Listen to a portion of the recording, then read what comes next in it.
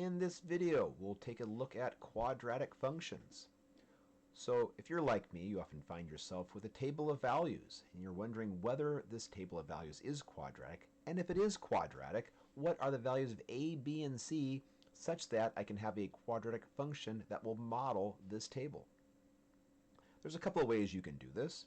One method involves using the common second difference, and this is my favorite way of doing it.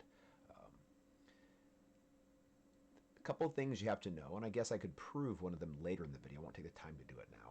And that is if data is from a quadratic function, as x values increase by 1, the second difference will be common. There will be a common second difference. And furthermore, that common second difference will be equal to twice the value of the leading coefficient, which is a.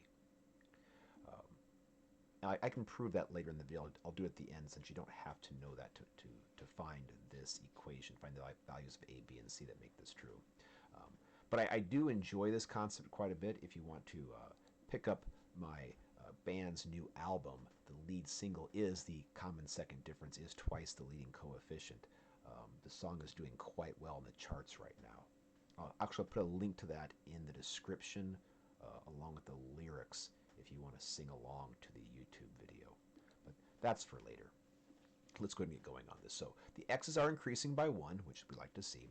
So we look at the change in output values. So from 32 to 72, it's increasing by 40. From 72 to 120, let's see, 120 minus 72 is 48. Yep, 48. And from 120 to 176 would be an increase of 56. So we know it's not linear. There is no common difference here. There's no constant rate of change. But then we take a look at the common second difference. We can see from 40 to 48 is plus 8. And we can see from 48 to 56 is plus 8. And so, just to trust me, I would not lie to you. The common second difference is double the value of the leading coefficient. So 2a is equal to 8. Therefore, we can divide each side by 2, take half of each side of the equation. We get a is equal to 4. So now we know the value of a. To find the value of c, there's a couple of things we can do. Probably the easiest thing to do in this problem, though, is just work backwards. We know the outputs for 1, 2, 3, and 4. And we know that f of 0 will be equal to a times 0 squared. Well, when x is 0, 0 squared is 0, and ax0 becomes 0. b times 0, no matter what b is going to be 0, so we're left with c. c is the y-intercept of an exponential function. A is pretty important, c is pretty important, b, not so much. There's some stuff going on with b, but it's not as cool as a and c by any means, in my humble opinion. So we can find the value of c quite quickly if we can find the output at 0. And in math, there are these cool patterns that appear from time to time. We know that the common second difference is 8. So there's some number here that's going to grow by some amount there, but we know that whatever number this is, it will grow to 40 by plus 8. So what can I add 8 to get 40? Well, I can add it to 32. Then what do I add 32 to get 32? Well, that's 0.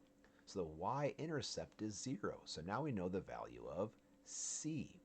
So without too much work here, as long as we know this kind of mathematical trick of second difference being equal to 2a, we're only left with b now. And we can figure that out by using substitution. We know not 1, not 2, not 3, but 4 different input-output ordered pairs that will make this equation true. So you can pick whichever one you like. I like smaller numbers personally, so I'll probably use 1 here. We can do f of 1. Well, we know f of 1 is equal to 32. And we know that's equal to a, which is 4. We calculated that using the cool common second difference. That's equal to 4x squared, but x is 1, plus b times x, and x is 1, plus c, which we calculated to be 0. So now we can just do 32 is equal to 4 times 1 squared, which is 4, plus 1 times b is b, and plus 0 is, we're done. There's nothing else we need to write there. Now I can start solving for b. I can solve for b by zeroing out this term here, b plus 0. That's not a 0, but we can make it a 0 by adding a -4 to this side. And to maintain the truth of equality, we will add -4 to the other side. Now we can simplify. -4 plus 32 is 28. 4 plus -4 is 0. That's why I added the -4. And 0 plus b is b. And now I know the value of b. Therefore, I can write my quadratic function. Now, the quadratic function that goes with that data is f of x is equal to a x squared plus bx plus c. I'm not going to write the plus 0. And there's the standard form. If you prefer factored form, we can see that 4x is a common factor. So you can do 4x times the quantity of x plus 7. As always when doing math, it's nice to have ways of checking to see if you are correct or if you made some sort of error. So we can do all points are solutions. We can see that when 4 goes in, we should get 176. When 3 goes in, we get 120. When 2 goes in, we get 72. When a 1 goes in, we get 32. And we believe when a 0 goes in, we should get 0 as well. Substitute in some of these x values and see if you get the correct output for it. I'll just do 3 very quickly. So I can say f of 3 is equal to 4. You can do either the factored form or the standard form, or you can do both if you enjoy it. I kind of enjoy it, so I'll do both. 4 times 3 squared plus 28 times 3. Or we could do f of 3 is equal to 4 times 3 times 3 plus 7. This gives us 4 times 9. Oh, actually, I'd use distributive property here. I'll do it this way. I think distributive property is more fun, though.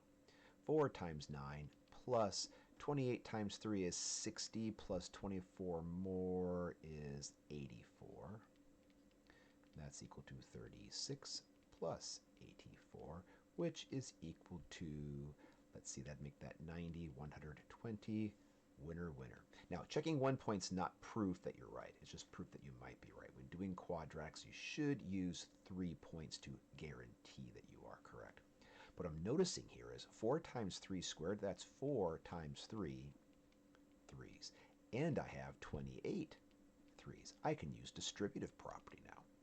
That's 12 threes plus 28 threes. That's a total of 12 plus 28 threes. That's equal to 40 threes, and that's equal to 120. This math sparks joy in me. Down here we do 4 times 3 is 12, and 3 plus 7 is 10, and 12 times 10 is 120. So our factored form and our standard form both work. So that's probably how I would do this problem. However, there is another way, and that's using our friend system of equations. I did not want to delete all of that. All right, this can work. We'll just do a little bit of quick magic here. I didn't want all of that to go away. I was not paying attention to what layer I was on. So let's just get rid of, actually I'll make this easier. I'll just bring in my original function, copy. Now I'll make it all go away. Now we'll do this. I don't know what's going on now. All right, we'll just do it the other way then. Technical difficulties. Please stand by. All right, I was on the wrong layer. That's not what I wanted either. All right, one more try at this before I just do something else. If I do that, copy, go to here, paste, make all the stuff go away, hopefully, maybe. Huzzah! All right, so we have our table. We know that it is f of x equals ax squared plus bx plus c. And again, points are solutions, so we can start doing substitution. We have three unknown variables. We know x is the input, f of x is the output. We know, actually we didn't know this when we had to work backwards, so we didn't know this point. We know 1 gives us 32, 2 gives us 72, 3 gives us 120, 4 gives us 176. Because there's three variables, we'll need three equations. So we get to pick three of these four inputs. I don't like doing lots of math unnecessarily, so I'm going to pick the smallest input values possible. If you want to use the 176, go ahead and use it. You'll see that it still works. We just start doing substitutions, so I need my first equation. So f of x is 32, and that's equal to ax squared. So we get a times, that's kind of sloppy, I can make that look nicer, ax squared plus bx plus c. I substituted 30 in for f of x. I substituted 1 for x. This equation gives me 72 is equal to ax squared plus bx plus c. And the third equation, since I have three variables, I get 120 is equal to a3 squared plus bx plus c. Now I can simplify my equations, make them look a bit nicer. The first one gives me 32 is equal to a plus b plus c. That looks a bit nicer. Then I don't need the 1 squares in there. The next equation is 72 is equal to 4. 2 squared is 4. 4a plus 2b plus c. And my last equation I'll put over here, that'd be 120 is equal to 3 squared is 9a plus 3b plus c. I have three equations. I can do a system of equations here. So I know all three of these must be true at the same time. I'll put two of them together and start eliminating certain variables. I'll use elimination here. So I'm going to take me from 3 variables down to 2 variables. So I'll take my biggest output, then I'm going to subtract from this. I'll subtract this equation. I'll subtract 72 from this side. And from this side, I will subtract 4a and 2b and c. Normally, I don't like subtraction because I get my signs confused, but if I'm careful, I'll be okay. Usually, I would add negative 4a, add negative 2b, and add negative c to this side. 120 minus 72. 120 minus 70 is 50, so that'd be 48, is equal to 9a's minus 4a's is 5a's, 3b's minus 2b is 1b, and c minus c is 0. Huzzah! We've narrowed us down to just 2 variables now instead of 3 variables. Now I'll take this equation with the smallest output and combine it with this one to give me a second equation. We'll see if that helps narrow down anything. So, I'll subtract 32 from this side. From this side, I'll subtract a and b and c. Again, I like doing plus the opposite, but I'm trying to speed through this here so I can do the work correctly if I stay focused. 32 subtracted from 72 is 40. 4a's take away 1a is 3a. 2b's take away 1b is 1b. And 1c take away 1c is no c's. So now I have a second equation that's also true for this function. This equation just has a's and b's. This equation just has a's and b's. So now I can do another system of equations and eliminate yet another variable. I can see if I subtract this equation from this equation, the b's will be gone.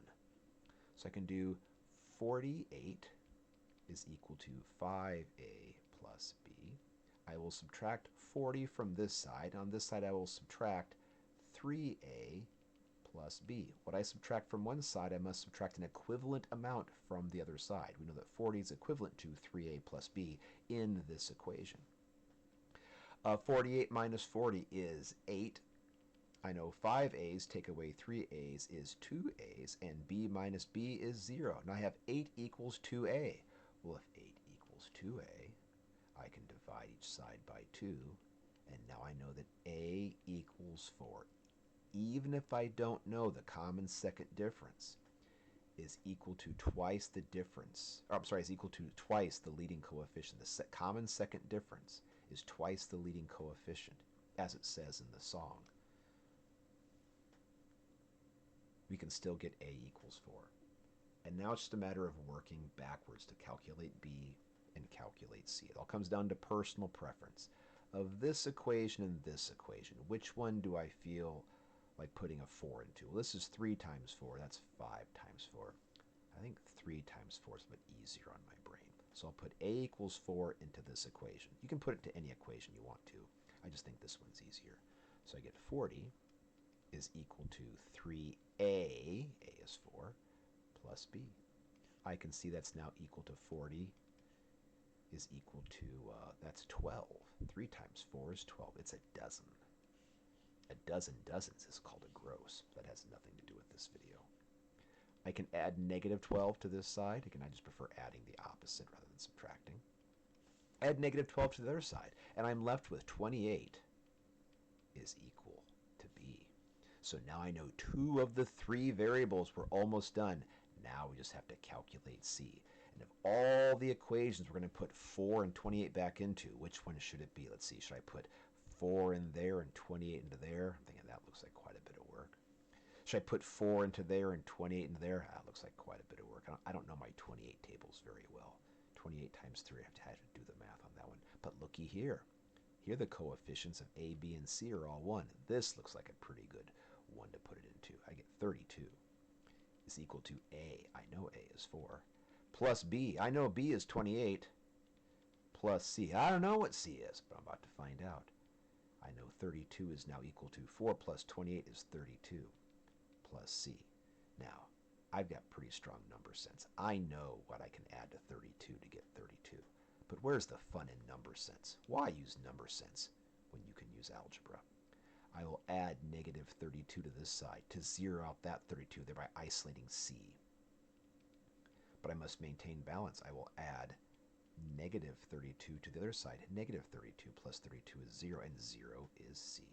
And we're once again left with f of x is equal to a x squared plus bx plus c. I'm not going to write the plus 0 down.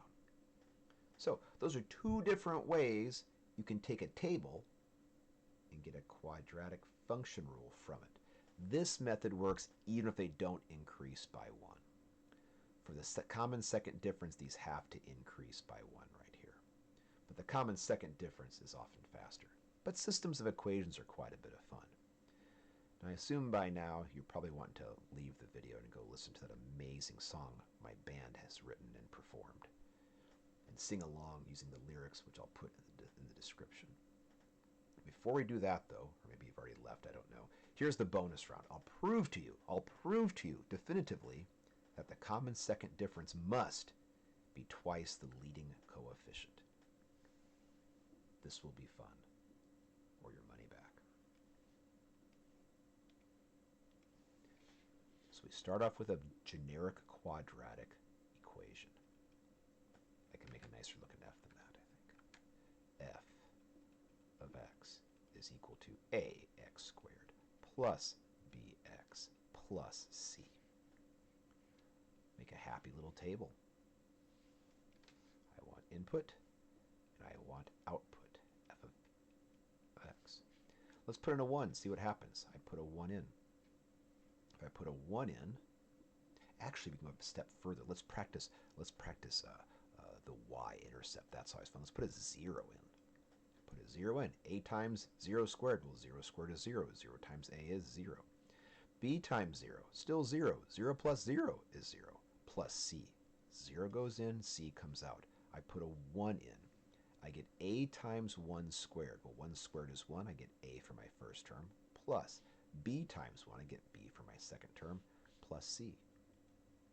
I put a 2 in.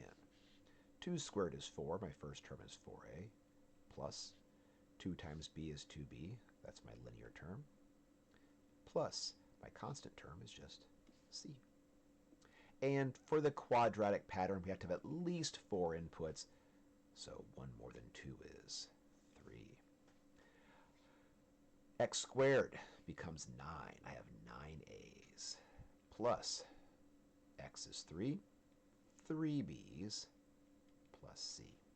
So we know that's our data for any generic quadratic function of ax squared plus bx plus c for the input values of 0, 1, 2, and 3. Let's take a look at what our first difference would be. From here to here, what's the change? Well, we're adding an a and we're adding a b. What's going on from here to here? Well, we added 3 a's and we added a b. What's going on from here to here? Well, now we've added 5 a's and we added a b. As we can see, this is not constant. There is no constant rate of change here. We know it's not linear, but could it be quadratic? Is there a common second difference? We can see there's a common second difference. From here to here, we're adding 2a. From here to here, we're adding 2a. Because we left a, b, and c as variables, we've proven that this works for any quadratic written as ax squared plus bx plus c for any values a, b, and c, except for a equals 0. Because if a equals 0, our constant rate of change is 0 plus b, 3 zeros plus b, 5 zeros plus b, which is b, and then b becomes our common first difference, and the coefficient of, if we just had f of x is equal to bx plus c, b would be our slope. So if a is 0, we got trouble, so a cannot be 0 for this. If a is 0, we just have a linear function. But there's the proof. There's a common second difference. There is a pattern. And furthermore, that common second difference is twice the leading coefficient, just like it says in the song. The common second difference is twice the leading coefficient. So if you want to sing along, I'll put the lyrics in the description. I'll put the link to the video up on YouTube, and you can go have fun. Otherwise, keep practicing. Get some nice tables with some quadratic data. Try solving it both ways. Try using systems of equations, as well as your knowledge of the common second difference and the y-intercept. I hope you enjoyed it. If you didn't, I'm surprised you stuck around this long. Don't forget to smash the like and subscribe button.